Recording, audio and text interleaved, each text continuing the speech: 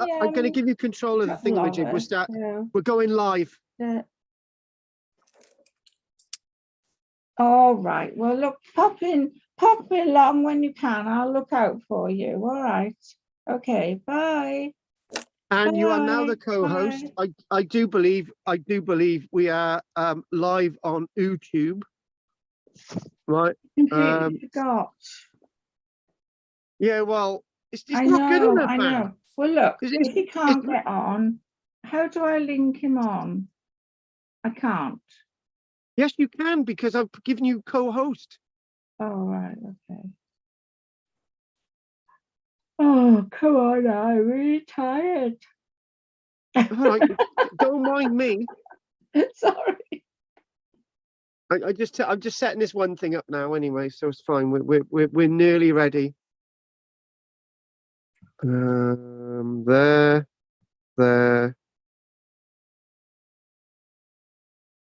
Right.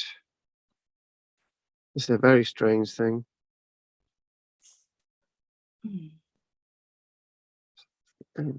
Is that Henry there? Hello, Henry.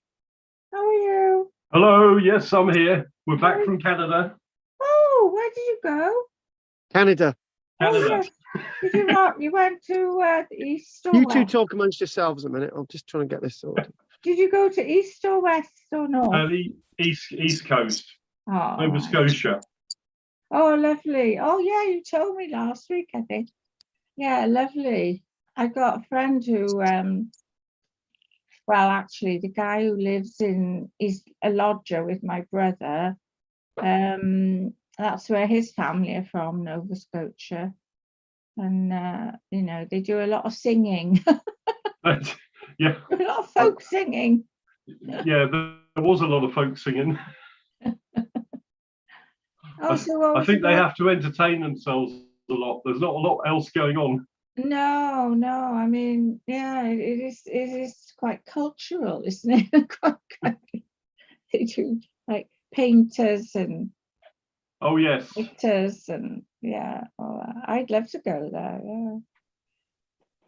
Yeah, was the weather okay? Surprisingly, it was.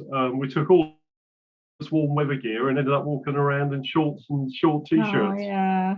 Was it on the change? Was it? Yeah, it was. I think just as we left, I think the temperature dropped 10 degrees that weekend.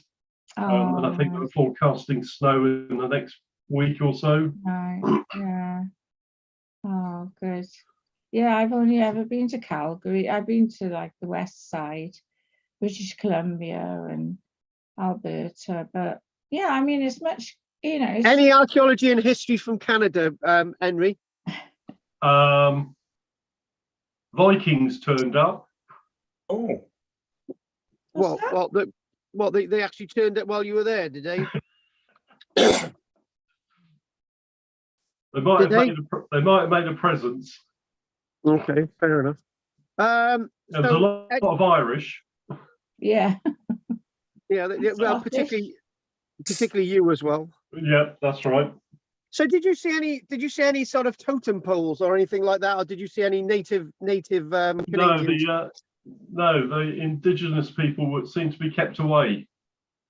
Yeah, I mean, even wherever you go, they're usually on their own parkland, you know. They've got their own like cultural heritage. So, you know, tourists can go and see it, but not particularly in Nova Scotia. They would be coastal people, probably.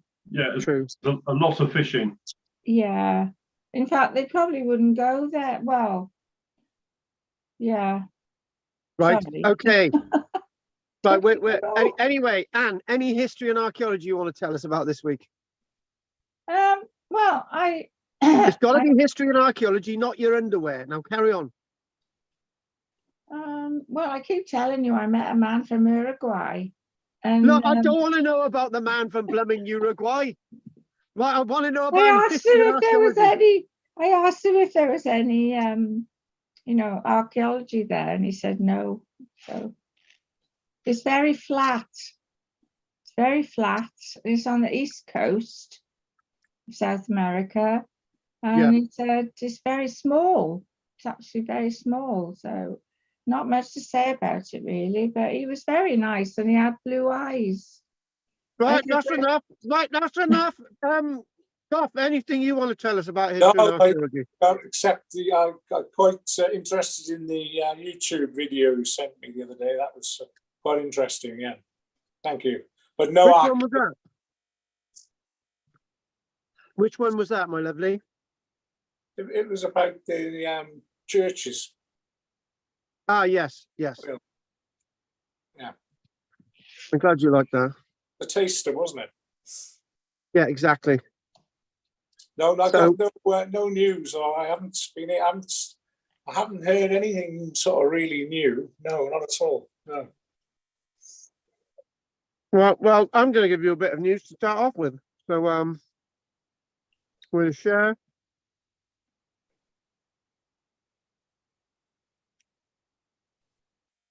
We're going to, hang on. Oh God, what's happening now?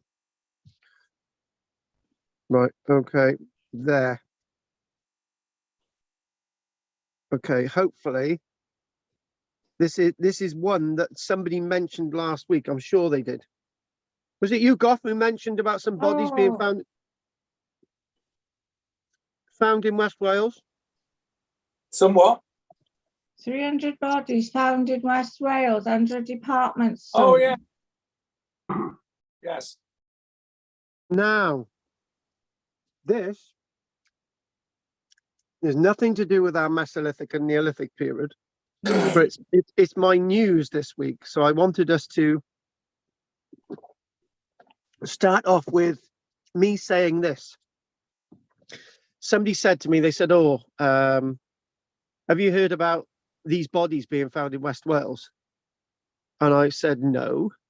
And they said, "Oh, they're bodies that are associated with Owen Glyndŵr." Mm. And then I went off on the tangent, as I usually do with Owen Glyndŵr. Is this the same Owen Glyndŵr that was responsible for spreading COVID? Is this the same Owen Glyndŵr that's responsible for the start of the First World War? And you know what I'm trying to get at is anything to do with finding bodies or burning or anything is blamed on Owen Glyndŵr, which I think is absolutely ridiculous. However, this made me look for the story. And bear with me a minute. Stay there, everybody. Stay there. Stay there. 1 second. Hang on. Oh, hang on. I got a call. Hang on. Hang on. 1 second. Mm.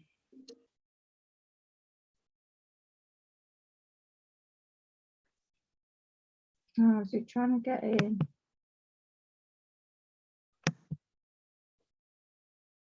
Oh.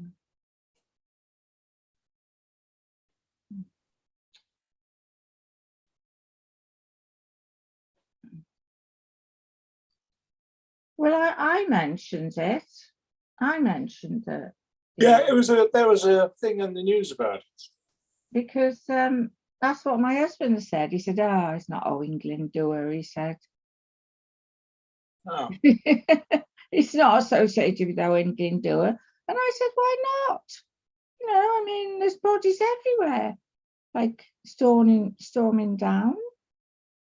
Stormy down, is it? No, stalling down." Guess what? Dell's just joined us. All right, okay. Sorry, Carl. Right. So sorry that I had to No get that. doubt. Right. Okay then. Right. Back to where we were. Sorry about that disturbance in the force. Right. Let's crack on. Right. Okay. Let's crack on. Hello, Dell. We're smack bang in the thick of it, so we're gonna crack on. So I'm here now. All right. Hello. Hello. hang on. Right. Oh God. Hang on. It went to pot then. Hang on. It's if I type in this quickly, 300 bodies. There we go. Got it. So again, back to this. I heard about this and I just thought I need to track this down. And so it was up on, it was there a second ago. Hang on, there we go. So archaeologists find 300 bodies under Welsh department store as excavation ends. So I thought this was really interesting. It's nothing to do with the Mesolithic period. It's nothing to do with the Neolithic period, but it's very, very interesting. And it says more than 300 bodies, half belonging to children, have been found in the centre of Haverfordwest. I thought, good enough. That was reported on the 24th of October 2022. Now, what has this got to do with Owen Glyndŵr? You get to the end of the article and it says nothing. But what it is, Owen Glyndŵr seems to be blamed for everything. The one thing that I really, really like about this image is it actually shows proper professional archaeologists acting professionally with toe cap boots on, high vis helmets, and that's how archaeologists should work. Unlike the mob that you usually see in regards to the university in Cardiff. So this is a real proper archaeological excavation by Dyfed Archaeological Trust. And they're doing their utmost to try and get as much as the information out the ground as they possibly can. Extremely professionally done. And there it is, excavation works at the former Ocky White department store in Haverfordwest. More than 300 bodies have been found buried under a Welsh department store. Dyfed Archaeological Trust confirmed it unearthed 307 graves during its excavation work of the old Ocky White store in the centre of Haverfordwest. It comes as the trust prepares to wind down its operations in what has been one of the town's most comprehensive archaeological digs in its history. I think that's great that we're looking at a large scale excavation. Yeah. And what we're seeing is that there is some archaeological work still being undertaken there, being paid for by organizations that need to develop these localities. So that's absolutely brilliant. So things are still working in some areas of archaeology. Dyfed Archaeological Trust first discovered signs of 700-year-old relics and human remains in March. So the work's been going on since March, and you've probably not come across it because it's human remains being excavated. We usually keep that to ourselves until the end of the work because human remains are very delicate. There's certain laws that govern archaeologists' works on human remains. The Department of Justice says that human remains need to be treated with respect, and therefore treated with respect. You've got to try and keep this information under your hat until we know everything about it.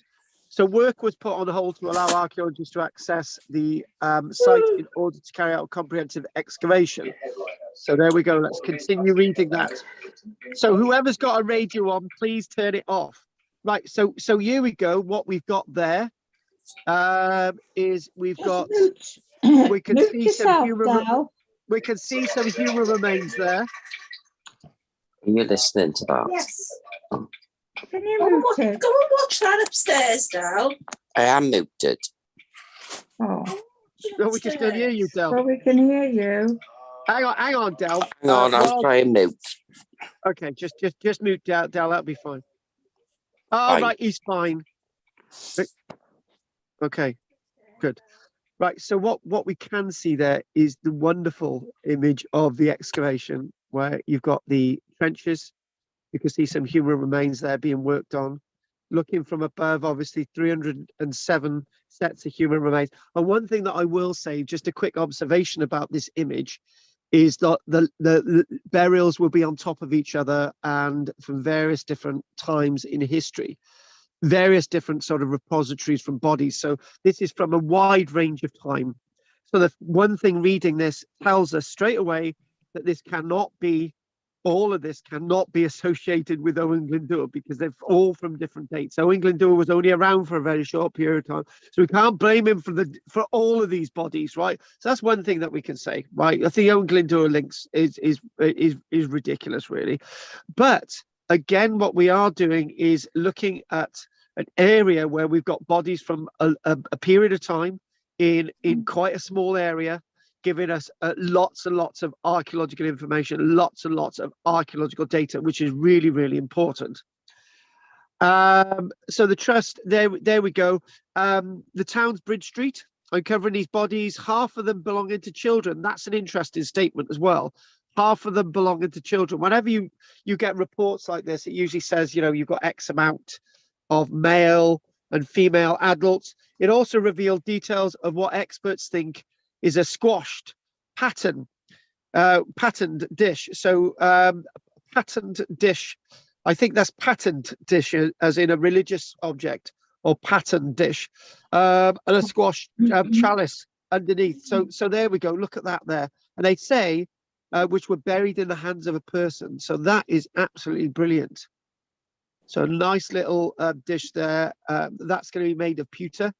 So that you can see there, it's amazing that you've also almost got the digits of the finger sort of still clasping the pattern or the dish and the actual chalice itself. So we've got that there. So this itself. 1 second, guys. Hang on 1 second, guys. I've just got to do something in the background a minute. Hang on.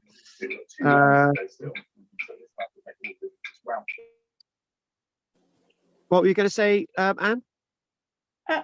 Well, just it sounds like it might be a cemetery or a church, Actually, if you haven't read the article, which I have, it is. It's the remains of a monastic landscape in Haverfordwest. Okay. So yeah. This is what this is. So a great find like this. I wanted to bring you this because it is on our doorstep.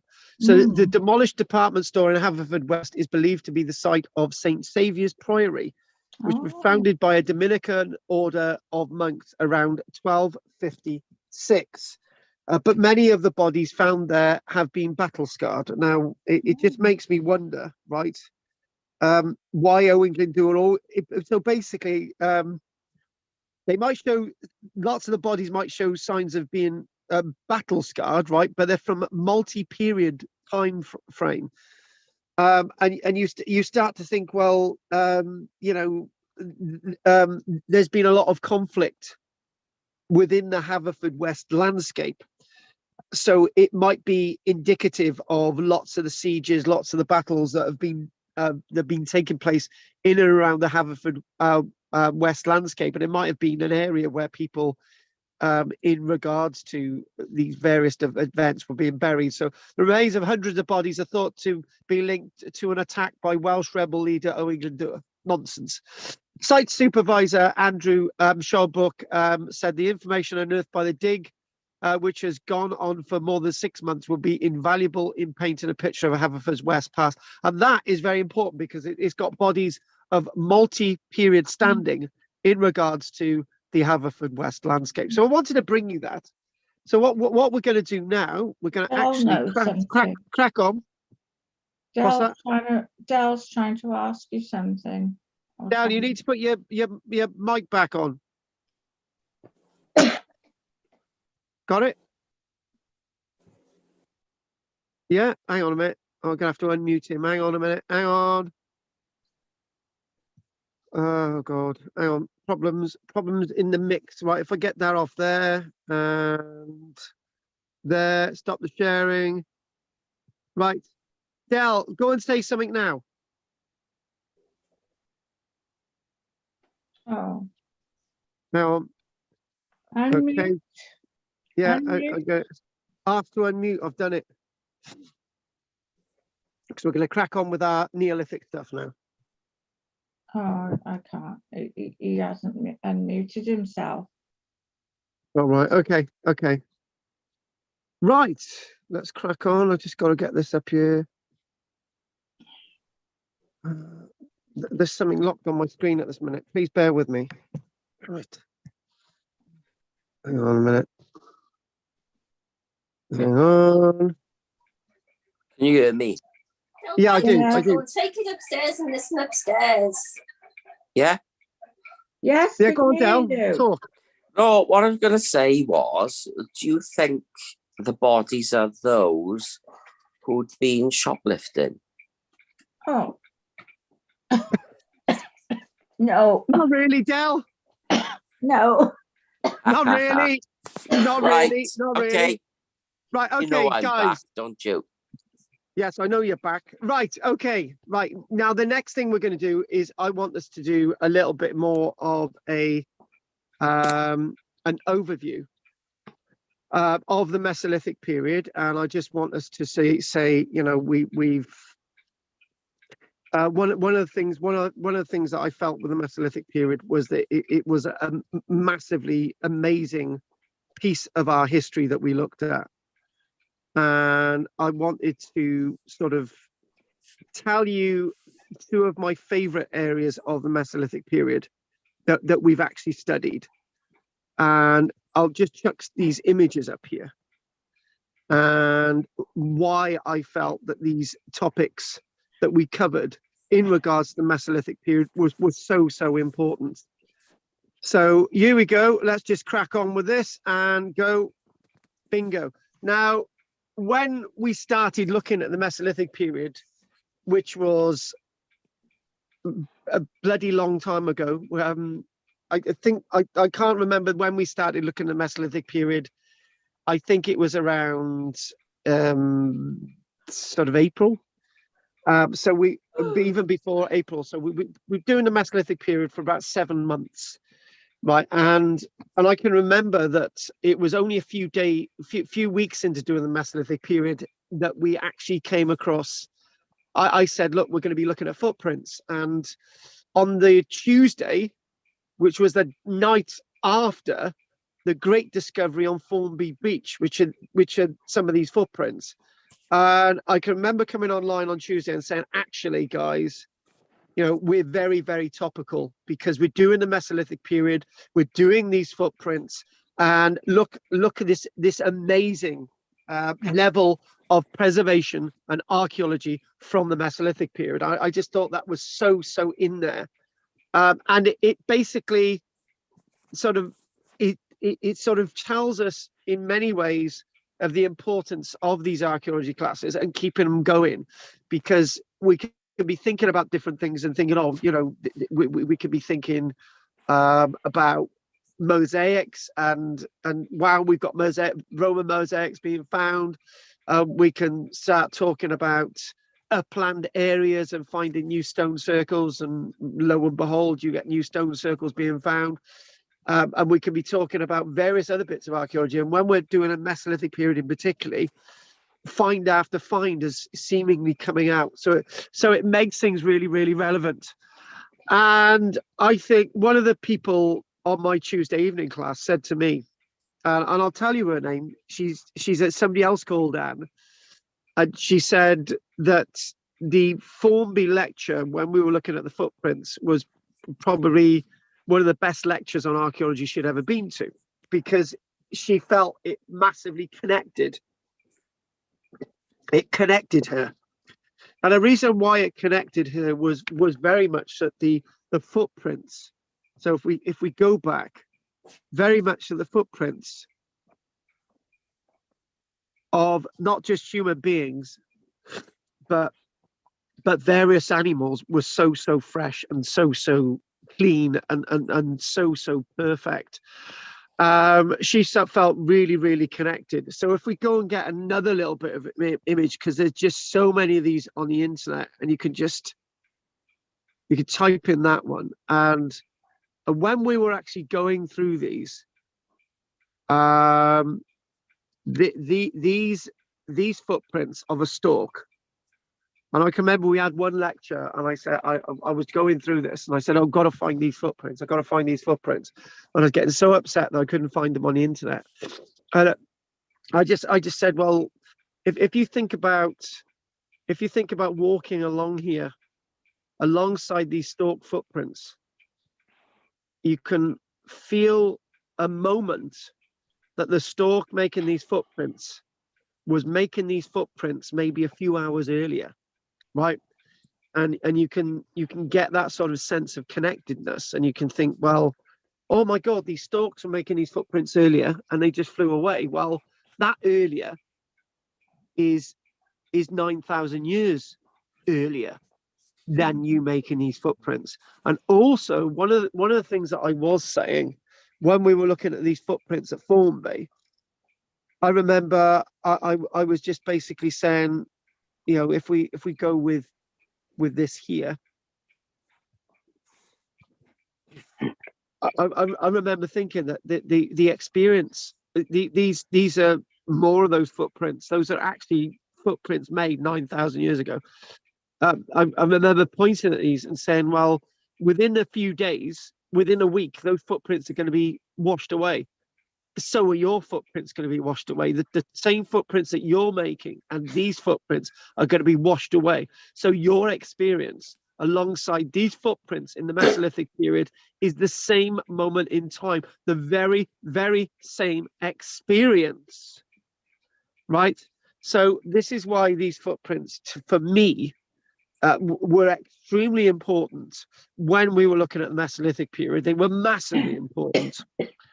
And then what I, you know, we were looking at the finds at Boulder Cliff, and if you can just, if you type in, if you go on the internet again, and you can just type in Boulder Cliff Mesolithic, it just comes up on my screen. If you go there, right, and one of this is that site off the Isle of Wight, the underwater site, northwest of the coast of the Isle of Wight, and there it is. There, just it's basically 100 meters out from the Boulder Cliff on the Isle of Wight, and it's 18 meters down. And then we basically started talking about this, and what I then did, I actually started communicating with one of the lecturers about this find. And I said it was amazing that, you know, we've got this information being released now, right? And we're being told about this now, and I'm teaching about this now, right? And what we're seeing is a revolution in archaeology in regards to the Mesolithic period.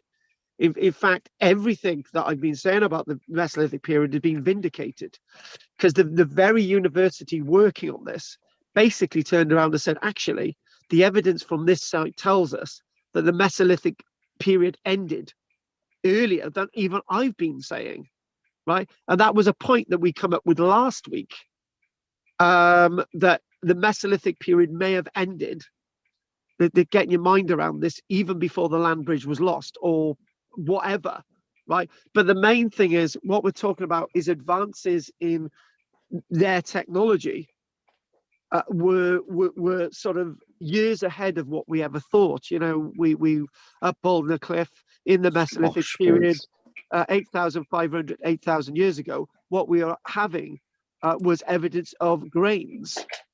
We had evidence of various structures and various platforms and various buildings, animal evidence and human evidence as well. And we just thought this evidence at Boulder Cliff was revolutionary, and it sort of told a new narrative. And then the other site that I was really into when we were looking at the Mesolithic period, and this will close on the Mesolithic period, we'll enter into the Neolithic period in a very few moments, right? So if we go to there, right, and we go to this one, and we go to the Shannon Valley on the west coast of Ireland. And why this site was so amazing was because we had 2 holes, and there was up to 4, but particularly 2 identified as Mesolithic cremated evidence. Right, and you know I've been shouting about this, and you know I've been shouting about the significance of cremations in the Mesolithic period, but I cannot understate the importance of this evidence in the Mesolithic period. And it told us another narrative. It started uncovering two points that I made very, very firmly. The first point is that people were living in Ireland a lot earlier than we believed, right? But that's not it. You could have monkeys living in Ireland, right? what you've got is people living in Ireland who are highly, highly advanced. They've got technology that was highly advanced, i.e. to even be able to cremate human remains back then was highly at the edge of sophistication.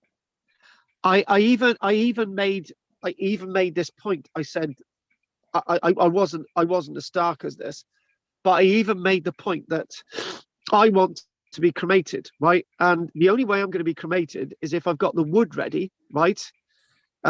Which is 2 meters high, which is a 2 square in diameter, 2 meter square diameter, the right dry wood, right, with a pit underneath, right, and then I'm going to have to probably sit myself on there, set light to myself, and then I can burn myself because my family ain't going to do it, right? But I would need to have the right materials to do that.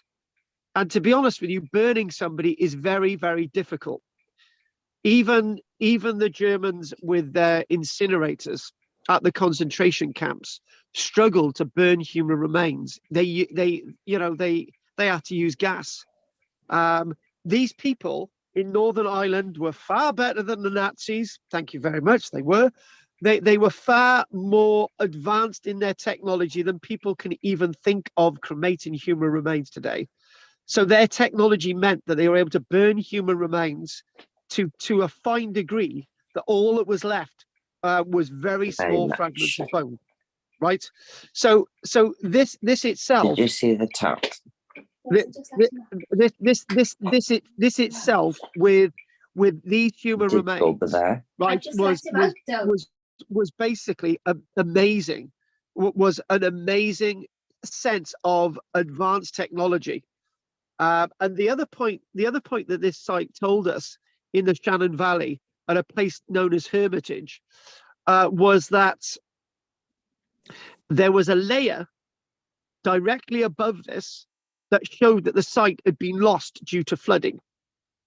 Now, why was that significant? Well, we did it before we looked at Doggerland and the Doggerland lectures, that there was 2 of them. But when you've got a layer indicating that the site was inundated with water, inundated with silts, right, due to flooding, that event could have been directly related to the Doggerland flooding event on the East Coast.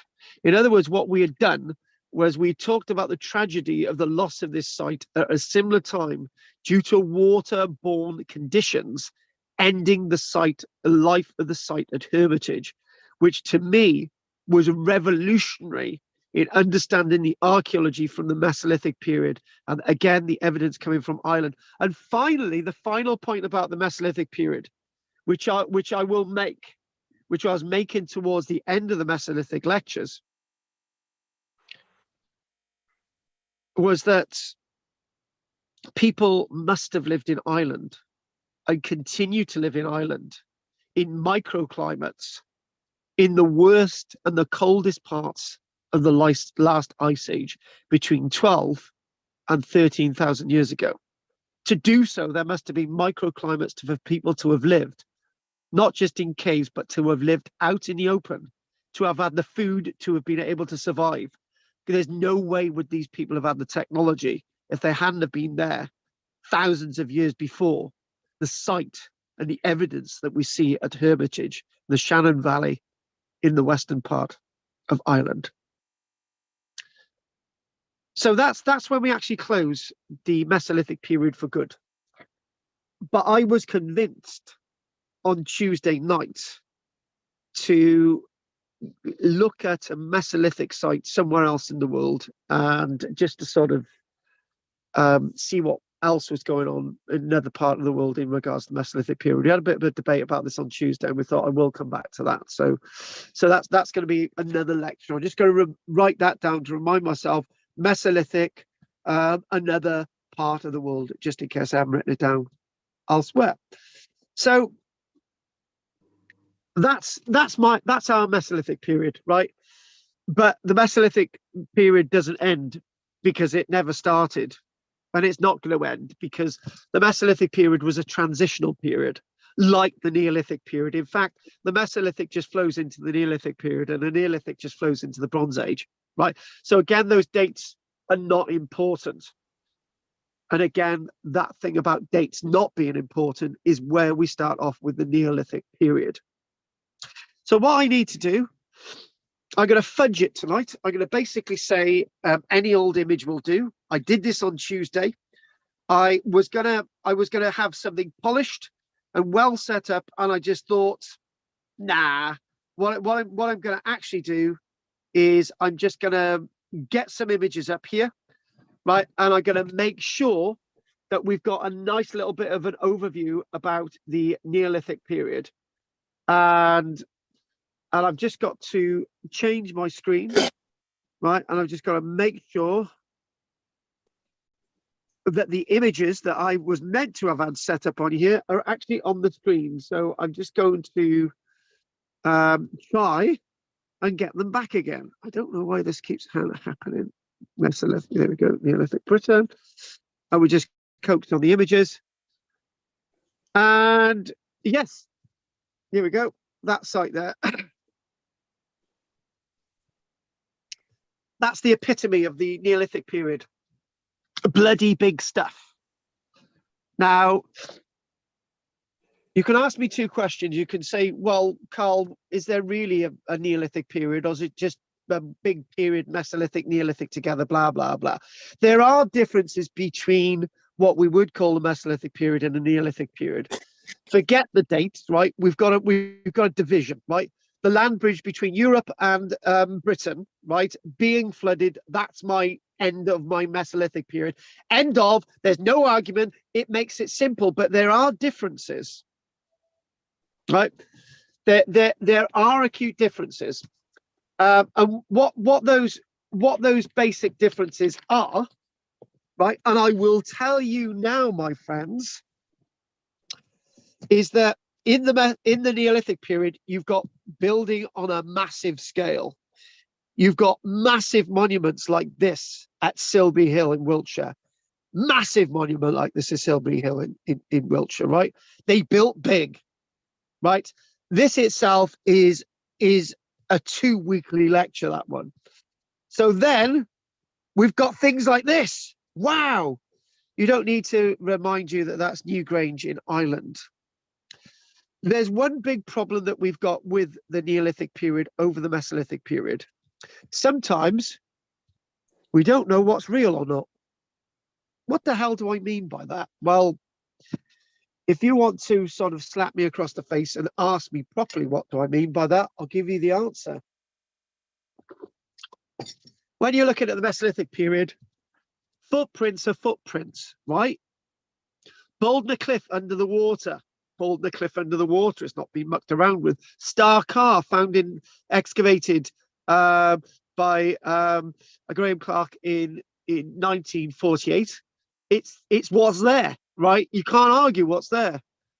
You can't argue, for example, what we were talking about with the Scilly Island last week. You can't argue what the Olympic mounds at Colonsay in the Inner Hebrides, right? It's there. It's there. However, spit it out, Carl. Stonehenge. Even in the 1800s, people were mucking around with the stones. They were moving them here, moving them there, right? At the end of the 1800s, some of the stones were re-erected and the lintels placed on top of some of the stones. In the late 1950s, they were doing more movement of stones at Stonehenge. So the problem is, when you want a real interpretation of the Neolithic period, we're struggling. We're struggling with this monument, because when this was first explored in the 1700s by the Duke of Marlborough, right, when he was looking at Silbury Hill in a later part of the 1700s, he dug a huge shaft from the middle all the way to the at the top of the mound all the way to the bottom, right? Meaning that subsidence occurred with the mound. And since then, people have been digging holes from the side, right? it's very dangerous site because you could go down a hole and you're never going to be seen again. The last I heard, a dog went missing up there and was never seen again. Archaeologists have interfered with the mound, changing its shape and understanding and form. Oh God, this isn't going to make. This is why I don't like doing the Neolithic period, because it's so complicated. Because archaeologists have mucked around with it. This here, well, Newgrange didn't look like that 150 years ago. Most of the stones around the outside have been added. There's been a massive level of restoration. Turf has been added to the roof, right? So the problem is with Newgrange is that even that's been mucked around with. So Karl, you're going to be giving us a lecture on things that have been mucked around with and changed with, and altered. Well, actually, there's a lot of archaeology from the Neolithic period that is in its raw form, right? And we're going to go with one of them now. So, and I wasn't meant to do this today, but what we are going to do, something that's very familiar to us all, right, is again, we're going to be looking at the Neolithic period for a very long time. So, again, overview. Right. 200 years ago, right, that didn't look like that. In fact, that pillar in the middle was added in 1914. In fact, that was covered in earth. So what about this one, St. Lythans? Oh, thank God we've got to a bit of the Neolithic period that hasn't changed probably since it was created, except there was an earthen mound around it. So now we're starting to think about the Neolithic period proper. When did the Neolithic period end? Well, let's go with 2,500 years ago, when we start to see the introduction of copper, and we start to see that the Neolithic period changes in the size of the monuments they're actually creating. Now, this is very important. When you're referring to, hang on, when you're referring to the Neolithic period, you refer to it as the British Neolithic period, because around the world, things in different parts of the world are happening at different paces. There are different Neolithic periods in different parts of the world. In fact, when you've got Çatalhöyük in Turkey, they've got their Neolithic period starting thousands of years before ours. It's just the way it is. North America is still in their Neolithic period when Roman soldiers are wandering around Scotland, right? So when we're talking about the Neolithic period, we're talking about our Neolithic period, because it's at different times in different parts of the world. So the Neolithic period, when we think about the Neolithic period, we think about it as an island Neolithic period. So we think about the Neolithic period on Orkney being the same Neolithic period as in Ireland, as in the same Neolithic period as in mainland Britain, as the Channel Islands, as the Isle of Wight, as the Outer and Inner Hebrides, as the Isle of Man, and Shetland, right?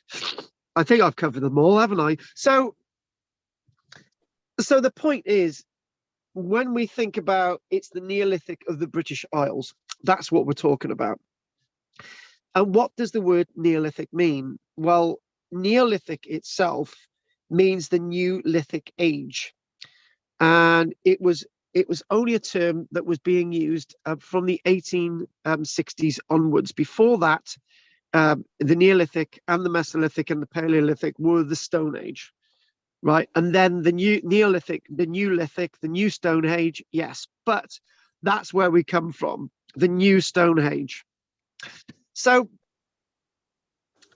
what we find is that we feel that there is a sense of a huge transformation in the Neolithic period.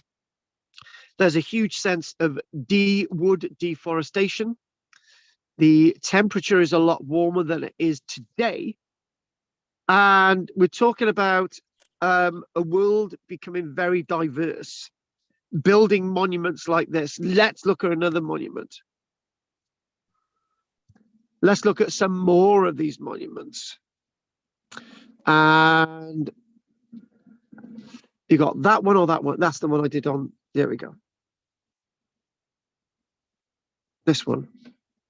This is the ring of Brodgar at the Ness on the Isles of Orkney. Now, I have been here several times. In fact, more than several times, but I won't talk about the time and tell you about the time that it was late at night and I ran around this thing naked, but that's something else. But this monument itself is a very, very important monument when we think about the Neolithic period. And the reason why is that this ring of Brodgar is actually relatively as it has been for thousands of years.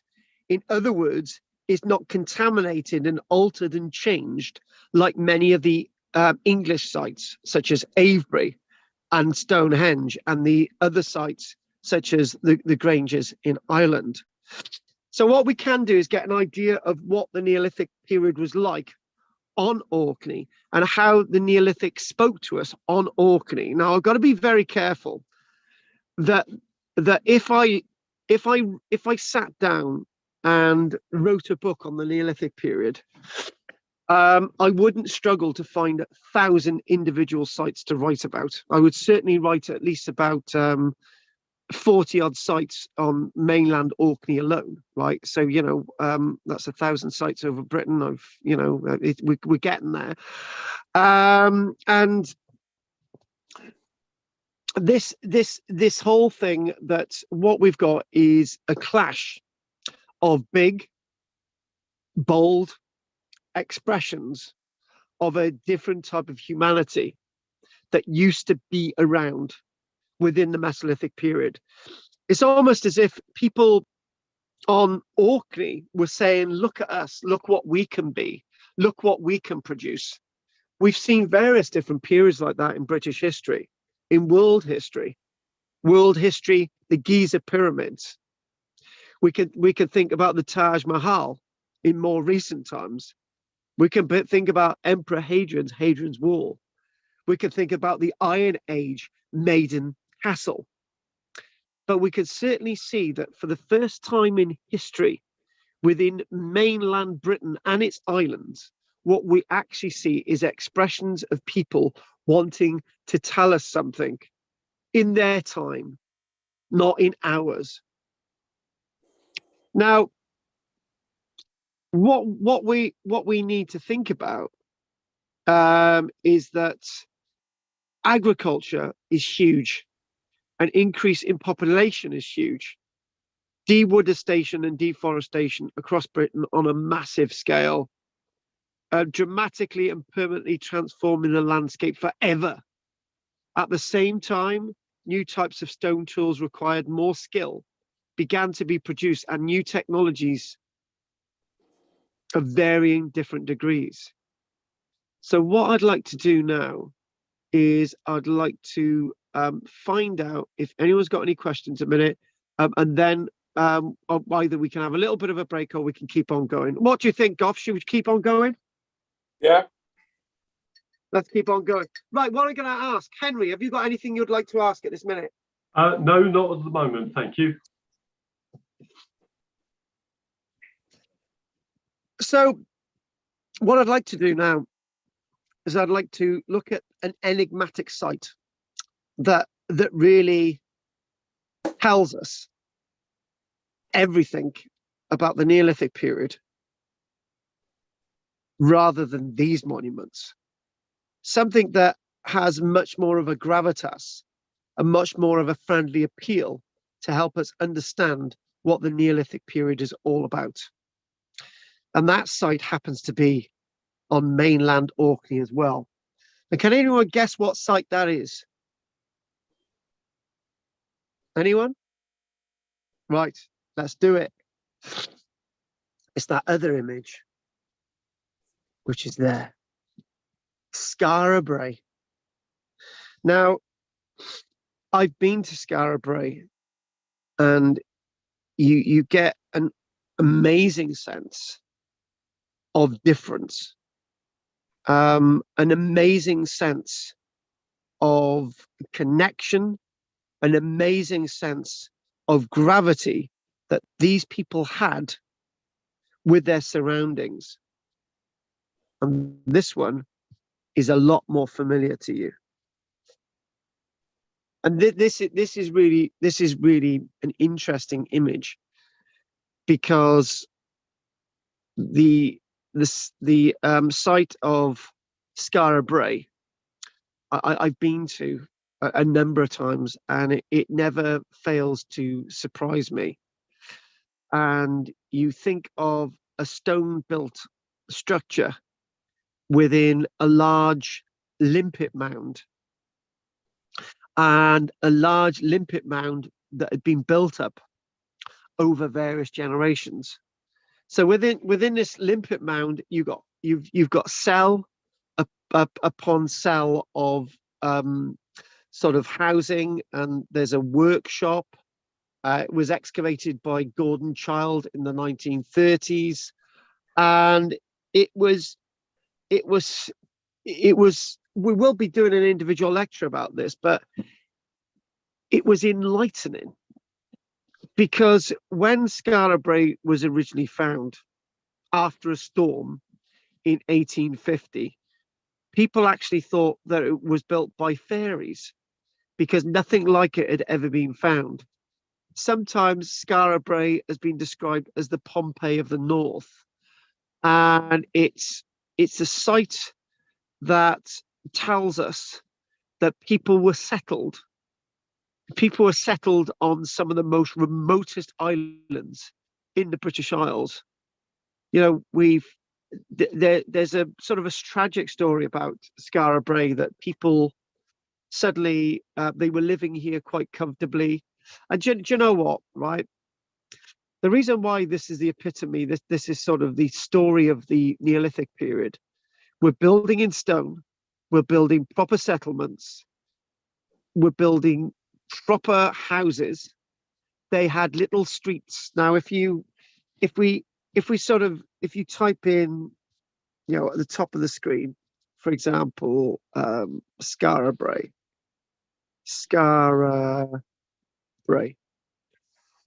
and we type in, you can scroll through these images, right?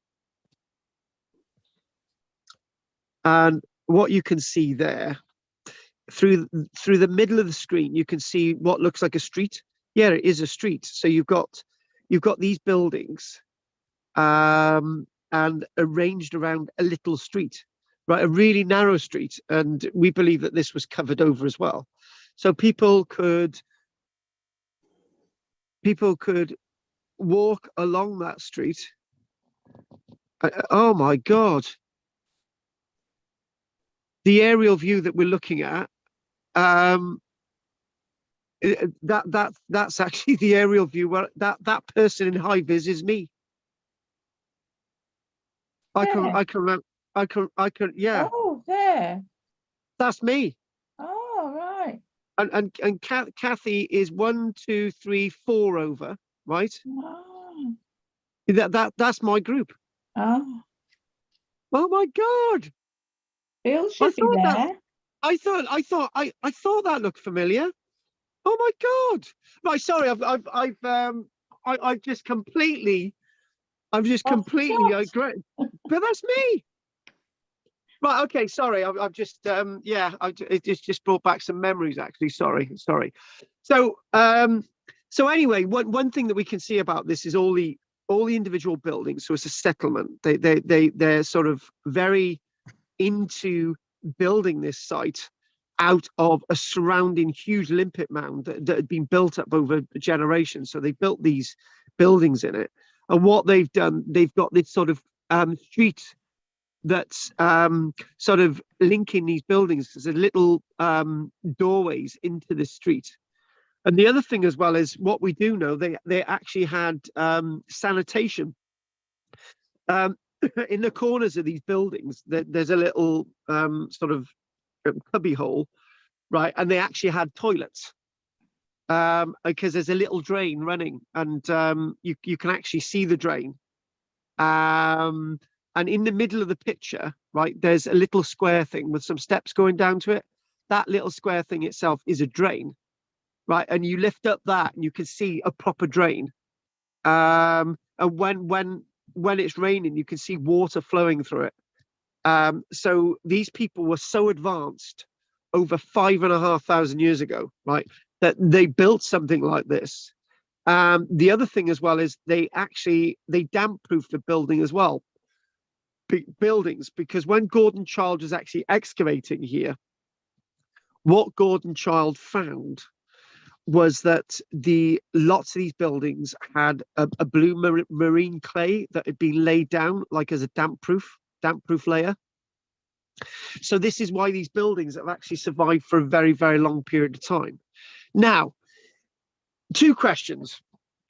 Does this site come into the sites that have been mucked around from the Neolithic period, or sites that haven't been mucked around with from the Neolithic period? First question. And then, is this site complete? Well, the answer to the second question, this site isn't complete. We believe it was twice the size that it was. Only half of it has survived. And how do we know that? Well, we know some buildings were eroded into the sea in this huge storm in the 1850s. It's probably more or less double the size that it is today. Right. Am I avoiding the first question? Yes, I am, because I've really told you the story of this site, and I've just said, well, you know, Gordon Child, when he was excavating, there was some restoration work, right? I don't know to what degree there was restoration work, but you see that hole alongside this sort of Welsh dresser, that little cubby hole, that's actually a window. And when Gordon Child was excavating here, right, his granddaughter was allowed to run around this place and play, right, as he was excavating, right? And that little cubby hole, he put a little window in there so his granddaughter could look out to sea. So as much as I want to say that everything here is the way it was when it was excavated, not exactly, but most of it is. And sites like this have been excavated since, right? Other similar sites have been excavated like this since, and we can sort of bear out that 95% of what we do see at Skara Brae is as it was when it was excavated. And what they have done, again, I don't want to give too much away from Skara Brae, but to sort of give you an overview of the Neolithic period, I want to chuck Skara Brae in there. And this is basically what this site looked like. And basically, right, where I am in West Wales, all the buildings all the wooden structures I've been putting up, I've been putting storm doors into them, right? Little narrow small doors that are only like a meter and a foot high, right? And I put little doors on them. They're brilliant to keep the cold air out, right? But I don't live on Orkney, right? So I've gone to the excess of trying to build things that you know can deal with the elements that we simply don't have. But back then, as it is in Orkney, it can get very cold and very windy, right? So having small doors and small areas to accommodate your landscape, right, within the village is a good thing. So what is the other thing that dominates the Neolithic period? Is it stone circles? Well, yeah. Because stone circles. Hang on. Go on. Sis. Go on. Kiss. Burials. Is that what you're going to say? Yeah. Burials. Yeah. Yes. Yes. The thing is, right, when we started this off, I basically said, look, you know, we've got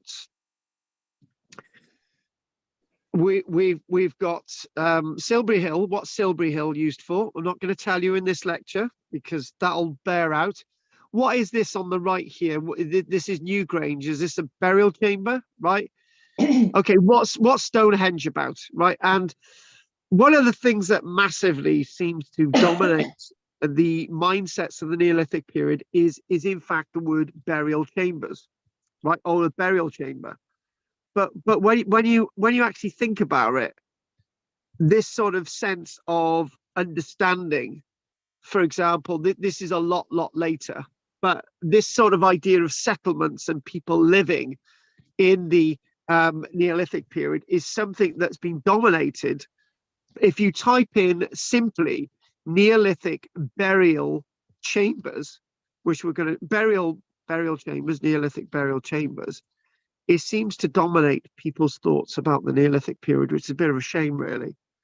And this one here is Bryn Celli, which you've been to Bryn Celli with me, haven't you, Anne?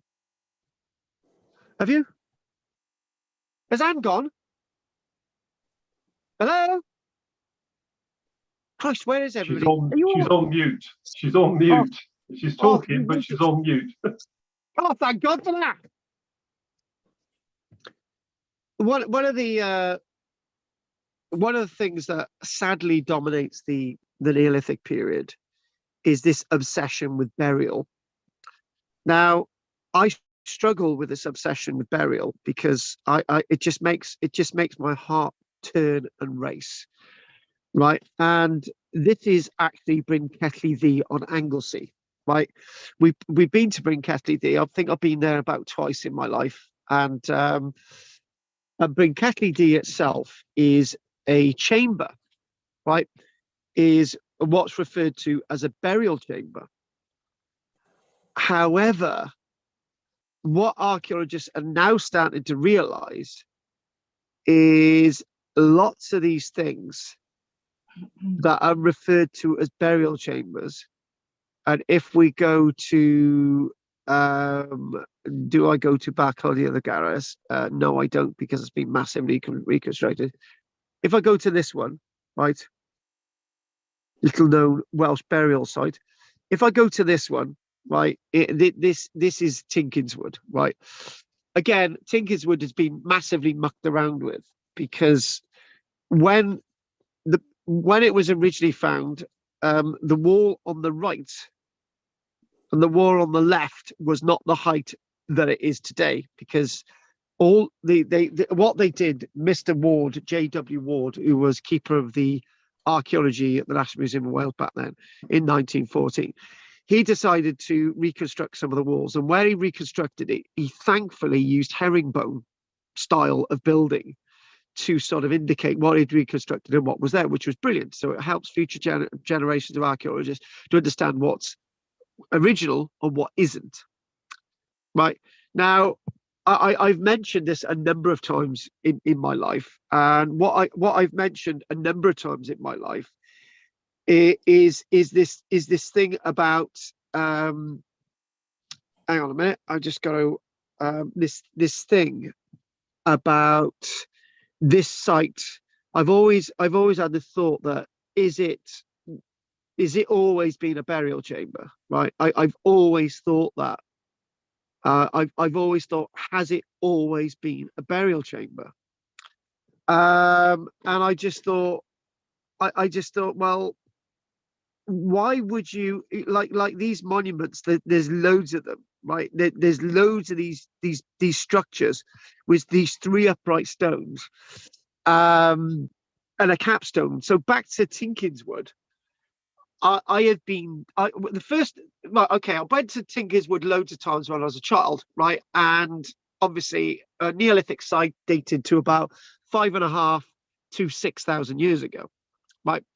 And so I remember the year was I was 14 years old, and the year was 1989, and I went to this site. And I went with a chap who is no longer with us, called John Knight, right, who was an engineer working at Aberthorpe. Anyway, so I went with this chap called John Knight, and I can remember saying back then, I thought, do you really believe that these were just for burial? Anyway, we didn't think anything of it. Anyway, this was in 1989, and all the archaeological reports said that that this had been used for burial. There was no doubt about it. Nobody questioned it. Nobody questioned it at all. And I just thought, well, right. Do you know what I used to take people there and I used to say, what about this being used as some kind of place to live? Or, and you know, people would look at you stupid. And but I would say, well, why did people bury their dead in the past in buildings which was far superior to the buildings that have actually survived that they lived in, right? So I used to have that sort of argument, right? So when I went to university at University of Highlands Islands in 2017, no, was it 2016? Yeah, 2016. Right, when I went to the University of Highlands Islands, it was 2016. There's a lecturer there, and I think he's still there. It's only a few years ago. There's a lecturer there called Professor Colin Richards, who was actually a professor at Manchester University, and he was now the new professor at the University of Highlands Islands. And lots of the archaeologists there were afraid of what he was telling us. And what he was telling us, because this Professor Colin Richards had excavated at lots of these burial chambers. Not this one, but lots of similar ones. And what he was coming across, he was excavating away, and he was dating these things to hundreds of years before the dates of the bones that had been found in them, right? So usually what archaeologists would do, they would say these things were built, and then the earlier bones are all brushed out and put somewhere else, right? Where they were placed, nobody knows, right? This is the point. And then what you then find is that most of the bones in these chambers seem to date to the last 50 odd years of the burial chambers usage, right? So that means that all the other hundreds of years that these things had existed, they were used for something else, right? That's not the case in all, that's not the point in all the cases, right? So what we're going to do, we're going to change the image, and you might be able to start to see where I'm going with this one, right? So if you type in one of the most enigmatic such barrows is this one, which is actually West Kennet Long Barrow, right? It's a huge thing. It's a 150-meter long mound, right? It's got a chamber in this little bit, right? And that's been altered and mucked around with, right?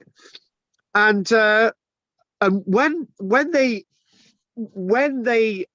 originally excavated at West Kennet Long Barrow, they actually found the reverse of what I've just said. They actually found bones in this barrow that predated the construction of the barrow, right?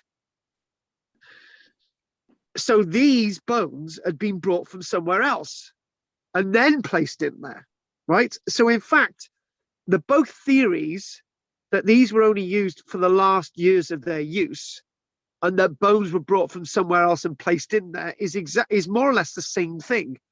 That they may have been used, and in some cases had to have been used for something else before they become burial chambers.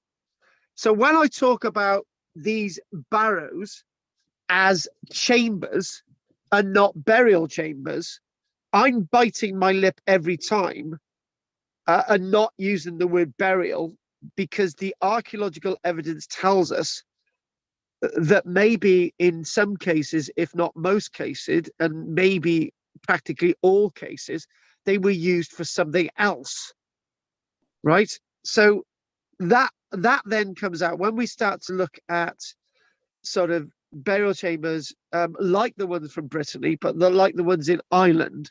We start to see that the evidence tells us that at lots of these localities, they may have been used, and the site was used for other things before the chambers were actually constructed.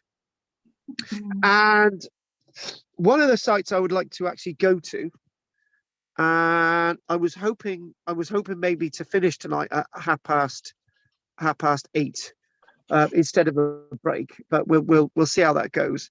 So one of the sites I'd like to actually bring us, so there's something else I need to talk about before we finish anyway, is this site called Maes Howe. Now, Maes Howe itself is actually this here, right? It's very near the Ness of Brodgar, right? And you can get an idea of the scale because that person's standing on top. Now, if you go inside, what's original there, right? Sorry, guys, we got the same problem. What's original is all this stuff at the bottom here. It had to be, the roof had to be rebuilt, right? But however, one thing that we can say about this site is if we type in, if we go back again, and we look at this,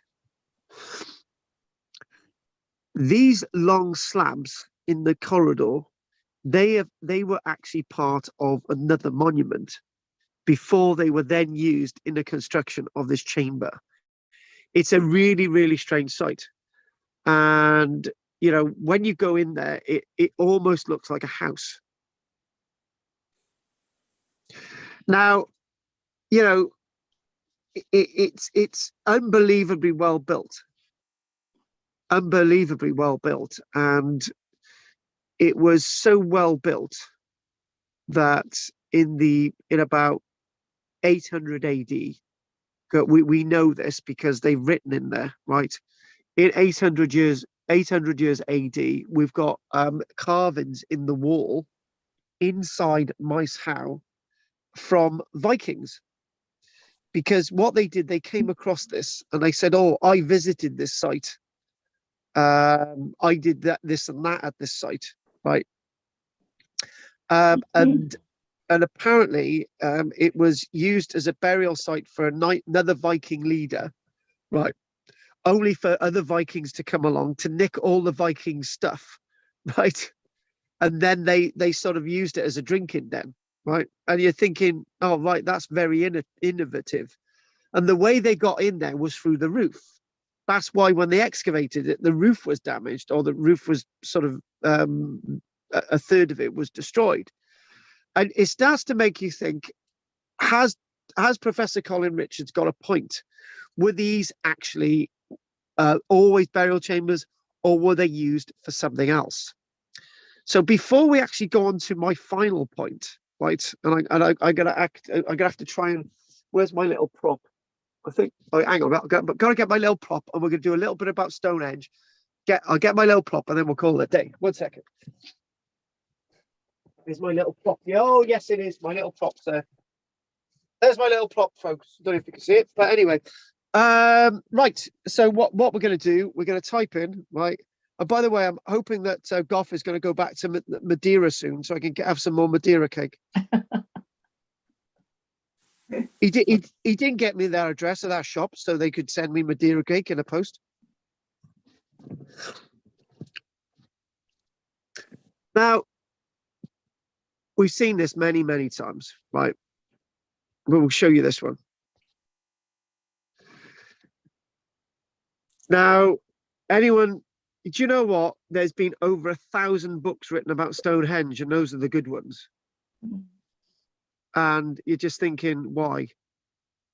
Now, this is not the first stage of Stonehenge, right? What we've got is this ditch around the outside was a bit of a ditch, a bit of a causeway, bit of a ditch. It was originally a causeway enclosure, but as they developed the site, what you've got these post holes around the outside. These we do believe actually held wooden posts, and eventually there was bones placed into them, right?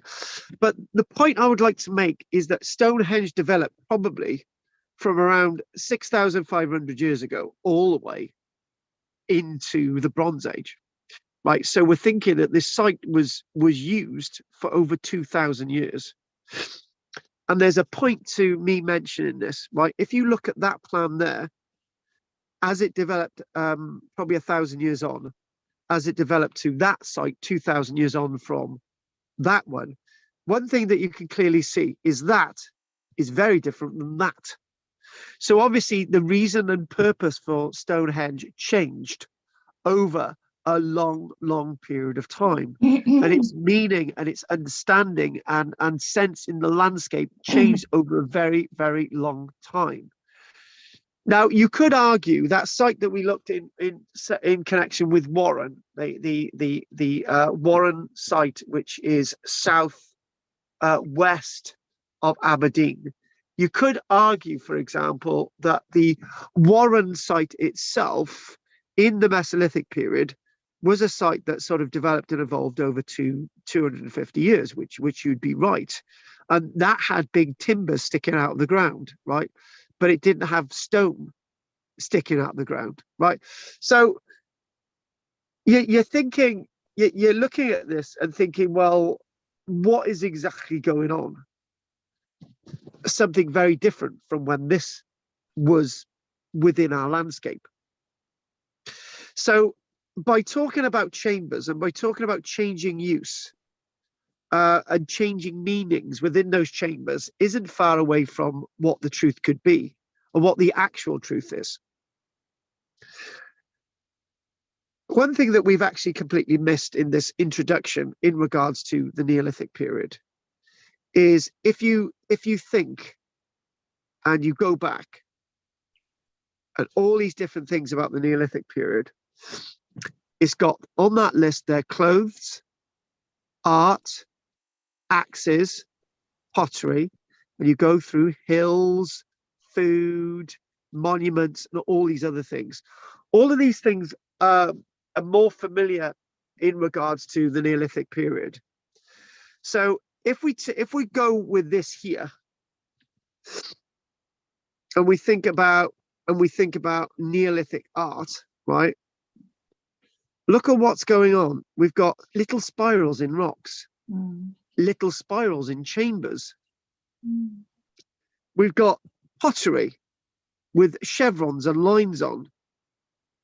We've got this little odd chalk container here, which is very recent. We've got little carves on stones. So in other words, our Neolithic people, this is from up near, that there is, oh God, and when you got it in your head and it's gone not Kirkwall, oh, blow it. There's a site which is just beyond the border in Scotland. Oh my God. Anyway, no, it begins with a K. Oh. Yeah, anyway, it's gone. But anyway, there's a huge arrangement of this rock art there. And the point I'm trying to make is these people were capable of building huge things, right? And they still did rock art on bits of rock in the middle of nowhere. So they were a massive enigma with what they did. And if we go back and we think about pottery, this is another massive innovation. But this is the pottery as the Neolithic develops. This is the pottery as it evolves and starts to sort of get sort of more and more traction. But that there is similar to something I would like to describe. You've got that in your mind, and now you need to see me back on the screen. So you've got that image, right? So you're going to get me back on the screen. So what I'd like to do now is I'd like to go and I'd like to do, hang on a minute. There we go. Stop the share. Now we're back to me. And it was the first time we had ever gone to the University of Islands and Islands. And we were basically meeting an archaeologist called Martin Carruthers. Really nice bloke. He's a lecturer at the University of Highlands Islands. And Martin, we were basically going to meet. So we met him at the Ring of Brodgar.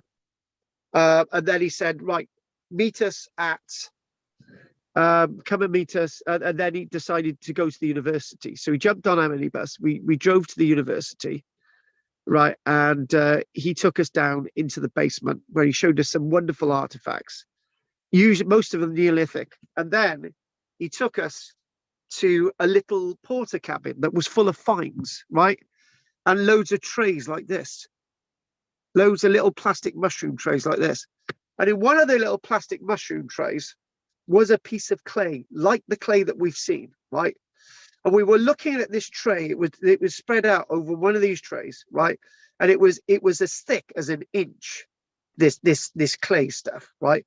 And there was little lines, little chevrons down it, right? And he was showing us this, and we were fascinated. And there was me and Kathy from the Lancet Major class, and she was looking, and I was looking, and Martin come over, and he said, "Do you know what there is?" And Kathy, I think for once, wasn't a smart aleck, and she said, I don't know.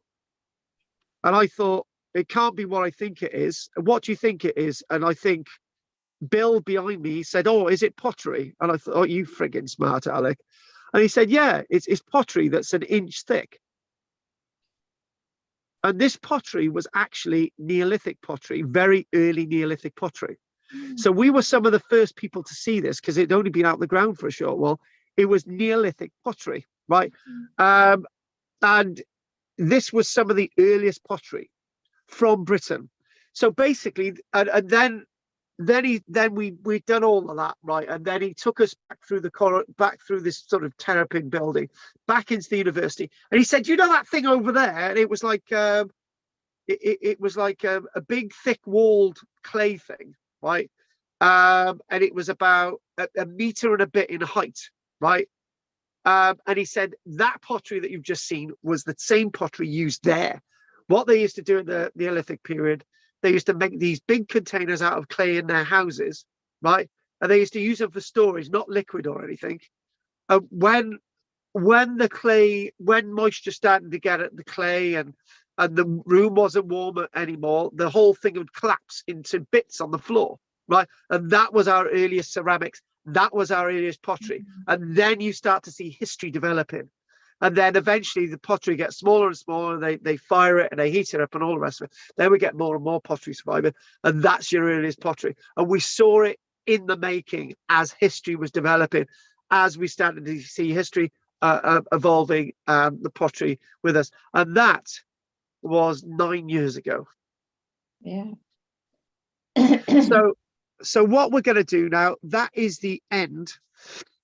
That is going to be the end of our Mesolithic discussion today.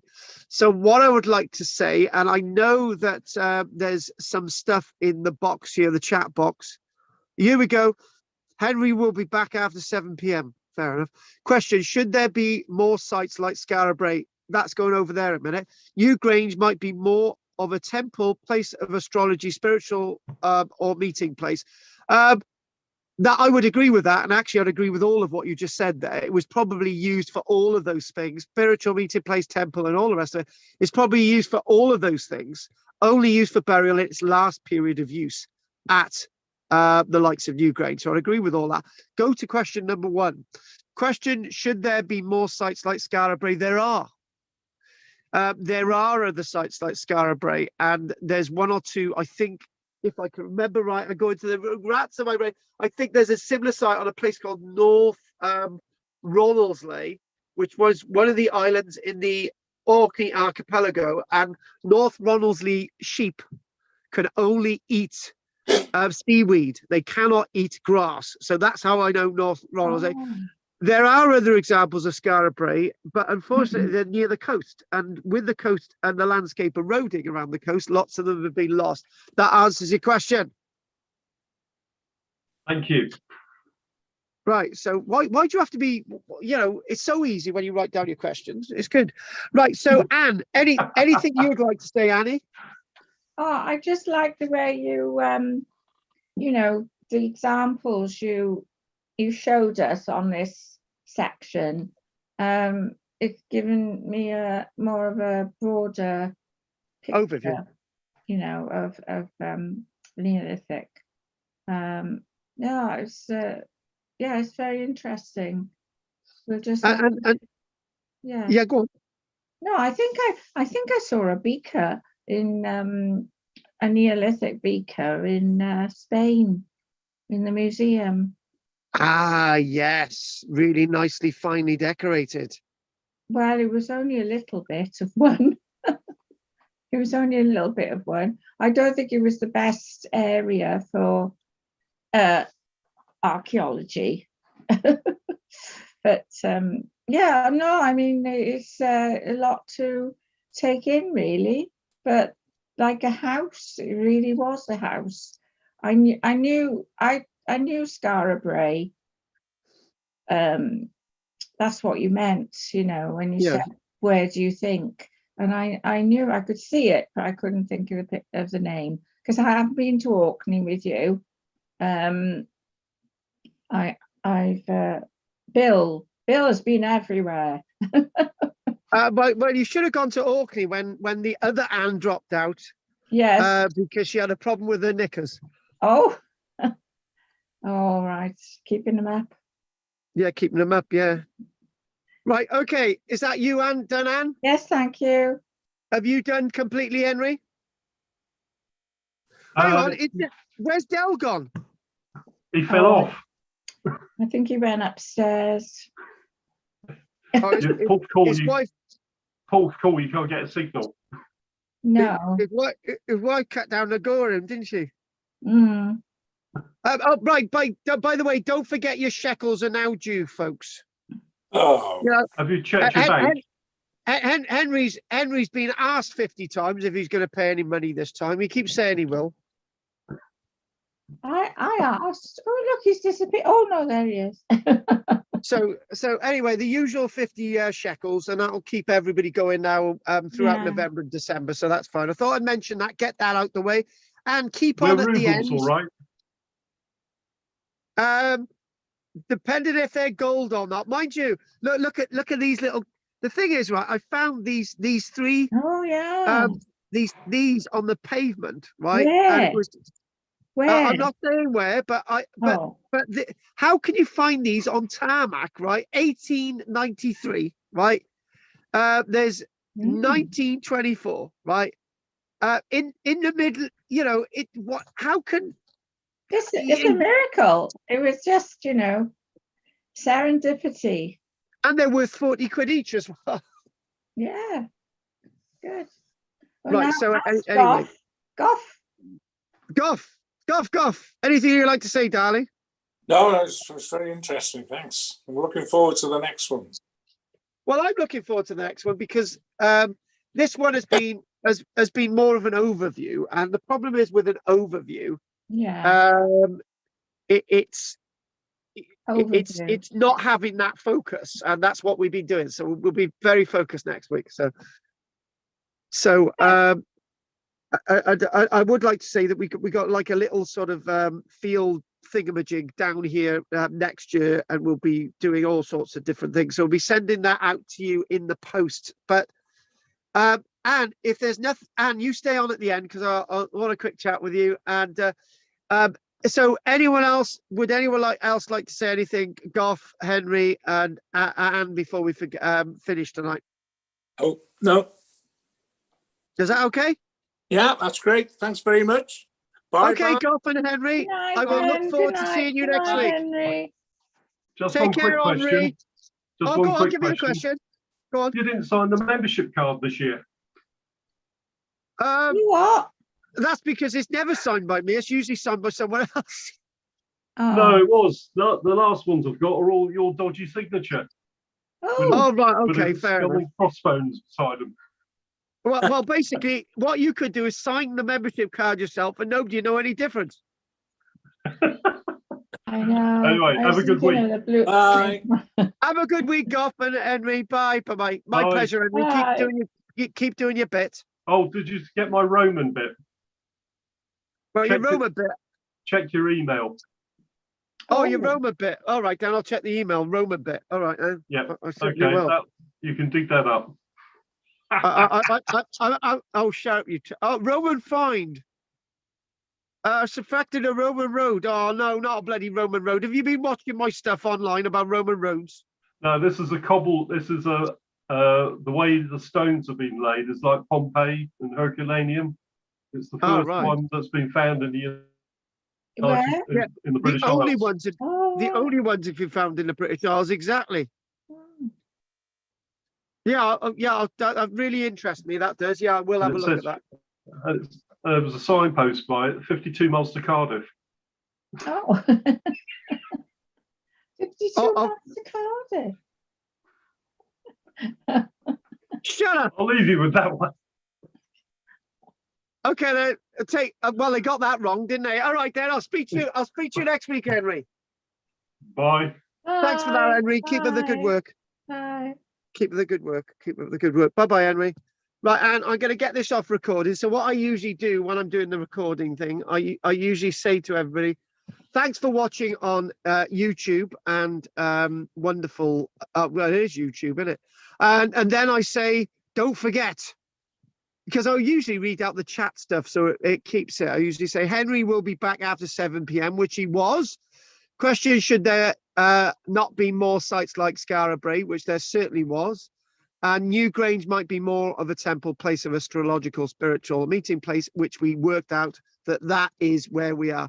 So what we're going to do, we're going to say goodnight to everybody on YouTube, and that's me done and dusted. Don't forget to like and subscribe and join. Thank you very much. That's me and done, over and done with on YouTube. More next week at 7 o'clock and our normal class at 6. Right, okay, right, that's that done. So we're off live on there and stop live.